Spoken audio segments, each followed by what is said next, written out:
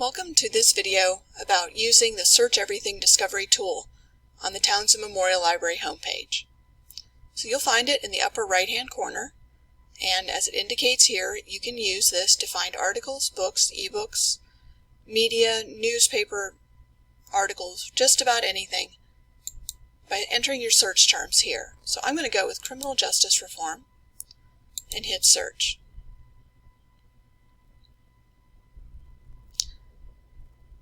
Now, the first thing I generally do is look at how many search results I got.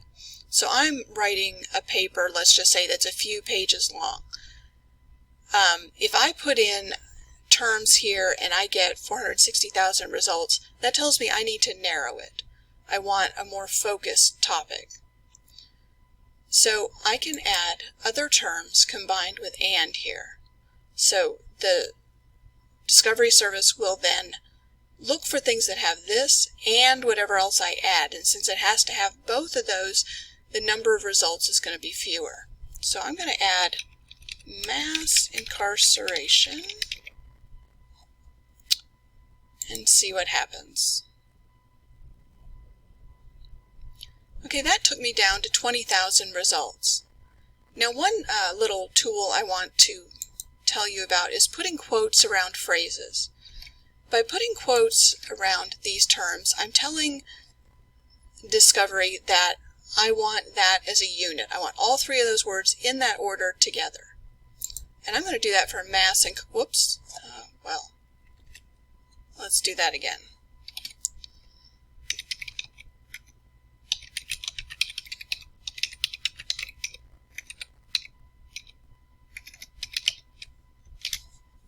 Criminal justice reform and mass incarceration. It does help if you spell correctly. There we go. Alright, now I'm going to do a search.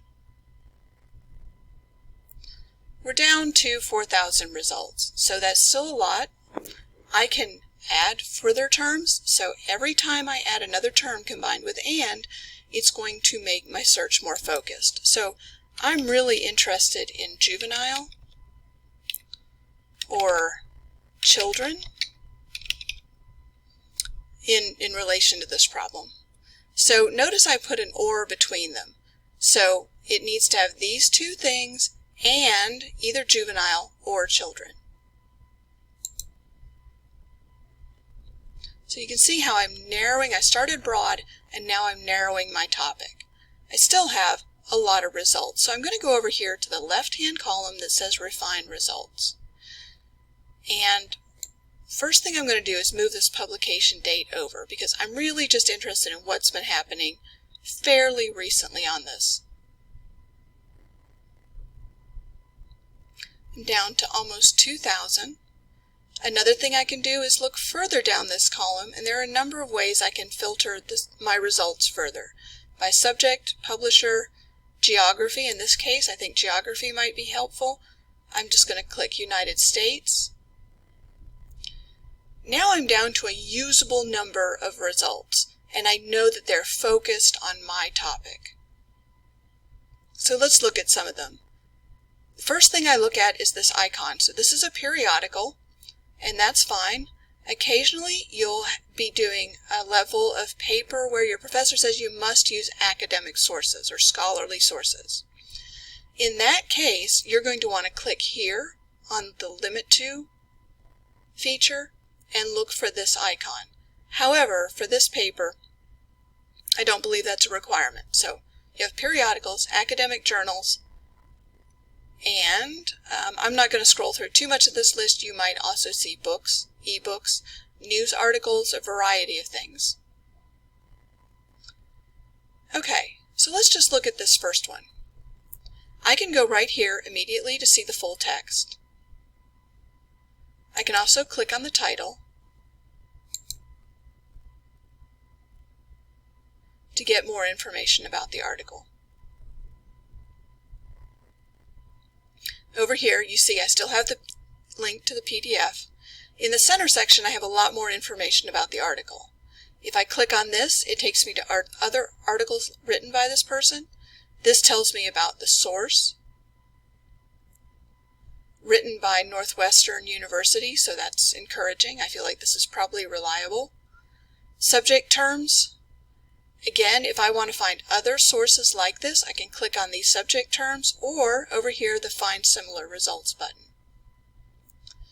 A lot of these articles are going to have a description or an abstract. So this is going to be a summary of the kinds of things you're going to read in this article. Over on the right, you'll find tools for saving the article or sending it to yourself. So you can send it to Google Drive. You can add it to a folder. You need to first create an account to do this. One of the things I find most handy is to email a link to myself. So if I click on email, over here I would add my address, make sure the PDF is clicked, and change this citation format to whatever is appropriate for my class, in this case MLA, and then click Send. You'll notice also over here there is a Cite button. So this can be very helpful to get you started on creating your reference. I do want to point out that they are frequently incorrect. So let's see. In this case, here's the recommended MLA citation. And notice it says EBSCOhost.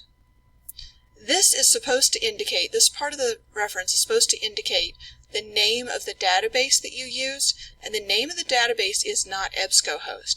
It says this because you used the discovery tool. The name of the database that this is found in is actually at the bottom here, Gale in Context. So there are frequently things you need to check and fix with these citation generators. Okay, let's go back to the article.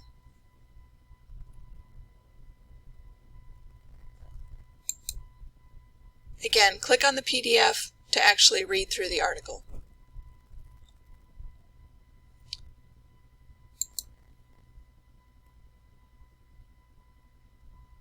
All right. And actually, I think that pretty much sums up most of what I wanted you to know about using Search Everything. There's a cite feature here before you even get to the article, and you can hover over this, remember, to see the basic information to know whether you want to look at this any further. All right, thanks so much for listening, and don't forget you can contact me, Jennifer Batson, through the library homepage. Send me an email if I can be of assistance to you.